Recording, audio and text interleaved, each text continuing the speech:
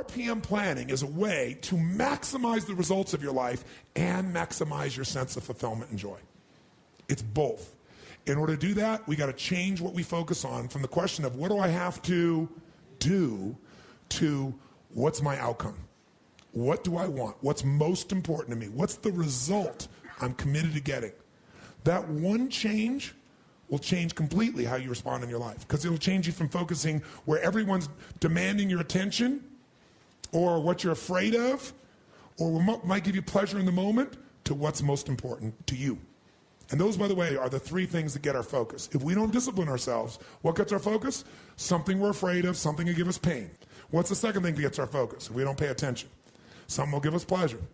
It's like, you know what, I'm so stressed out. Oh, that chocolate's looking good. Oh, that, I'm going to go over to have my little coffee, my smoke a mocha doka, cream this thing and that thing, and I'm going to escape for a few moments. Because the focus is how to feel good. How to not feel bad, how to feel good. What's the third thing that gets your focus? Other people's demands. Where do they come from today? Where do you get other people's demands? Only face-to-face? See, you used to have that one handled, right? Okay, well, I know they're coming down the elevator. I'll go over here. I know they're going to lunch at this time. I'll come back at that time. How many ever played this game at one time in your life where it's like, I don't want to deal with this right now, so you just put yourself in a different location to avoid the stimulus of someone else's demand? How many used to do that? Say aye. Does it work anymore? No. They're instant messaging you. They're emailing you, right? They're everywhere. Right? There's triggers in every way for this to occur. Pick up the phone and call you, and where's the phone now? In your pocket. And by the way, if you're not there, they left you a voicemail. You got another job answering your voicemail. Think about it. So today, it's pretty hard to avoid the demands. It's not necessarily there are more demands. It's just that we're accessible to more demands. And if you don't know what you want, and you don't know why it's a must for you to achieve it, and you don't have a plan, I can promise you something. You're going to fit in everybody else's plan. And you're going to wonder why you're stressed. And you're going to wonder why I'm not fulfilled. What is time? How do you know when it's a long time, or how do you know when it's a short time? It's not because it's 10 minutes or 10 hours. How many have been in 10 hours and time flew because you loved what you're doing, didn't have any sense of time whatsoever? How many have had that experience? Say aye. How many have had 10 minutes feel like 10 years and you want to kill somebody to get out of the situation? So what is time? Time is emotion. Got to remember that. Time is emotion. What you're really managing is emotion. Another word for that would be meaning or fulfillment. Focus is power, but you got to take it. Take it back. Take back that power. And you got to know when you do have that focus, how to chunk it, how to group it so you're not overwhelmed. Let me show you how to make it simpler. When mass information's coming at you, you get overwhelmed. Most of us are great deletion creatures.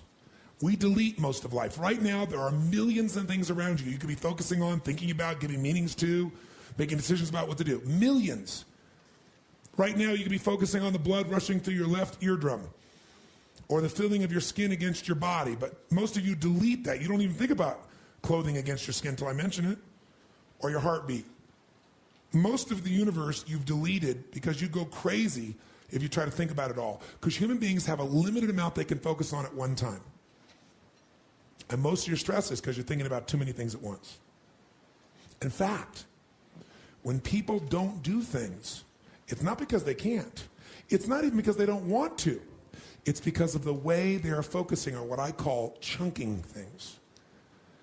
When people don't follow through, here's what they do. I'll give you an example. Who here believes exercise is very important, but you don't exercise regularly? Let me see a show of hands. Raise your hand. More hands than most of us want to raise our hand, right? Now, who here really focuses, or I should say exercises regularly? Raise your hand. Regularly. Okay, great. Who here does not exercise regularly even though you believe it's important? Just be truthful. Okay, great. So let's see what the difference is here. A person who does not exercise regularly, I want you to raise your hand and I want you to tell me why you don't exercise regularly. Be truthful. Okay? Yes, sir. I don't have the time. Now, is that true? He even knows it's not true. He's going to answer you first. No. But it feels like he doesn't have the time because time is emotion. And he's got so many other things he is focused on getting results in that adding this to the list seems like a lot, right? And the other things are very important to him, like his business. I don't have the time. He has the time. What's the real reason he doesn't do it? It's about exercise. When he focuses on what it would take to exercise, he does it very differently than someone who follows through. When you think about exercising, what's involved? At the moment, about mile 14 of the London Marathon. Quite painful. Okay, he starts thinking about, I got to get to mile 14 of the London Marathon, and that even the thought of trying to get to the 14th mile, much less the 25th mile, is like beyond my imagination right now. So he is what I call over-chunked. He's not thinking about what he wants. He's thinking about what's painful. You just saw a perfect example. He's not even thinking about victory or succeeding. So the chance of him following through on something that he associates major pain to, when he can do something else right now he can feel competent or successful at, his chances of following through are very limited. How many will follow that? Say I. His focus is on failure. His focus is on pain. That's why he isn't following through. Okay? He's also focused on the 14th mile of a marathon rather than today's workout. Which one seems more daunting to you? So when you think of what it, and here's also what he's thinking about. He's thinking about the process, not the outcome or result he wants. And when you think about what it's going to take to do something, usually it takes a lot and you're not going to want to do it. So he's overchunked himself. He's trying to eat the whale whole without taking any smaller bites. And it seems too big for him, so he says, well, I'll do it when? Later. As my Australian friends would say, later. Right? And of course, the problem with doing it tomorrow is when you get to tomorrow, tomorrow is today, and tomorrow never comes. So, and you keep promising yourself. By the way, what does this do to you emotionally when you keep breaking your own promises with yourself? Or you keep failing to do things that you know are important? Does it increase your level of certainty and confidence?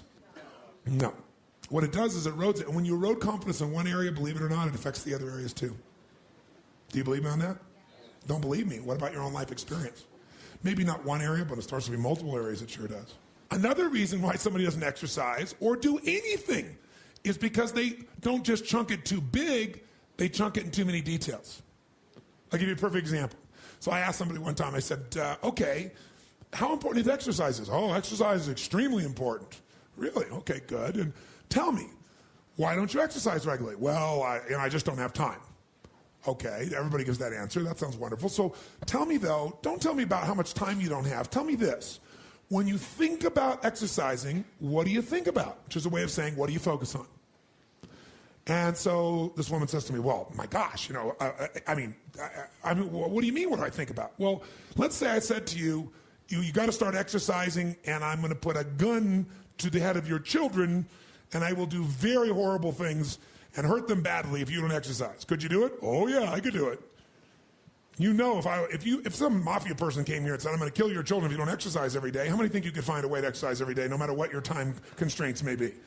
So remember this. Remember this. Change is never a matter of ability. It's always a matter of motivation. I'll say that again. Change is never a matter of ability. It's always a matter of motivation or drive, having strong enough reasons. If you got a strong enough reason, you could figure out the time, couldn't you?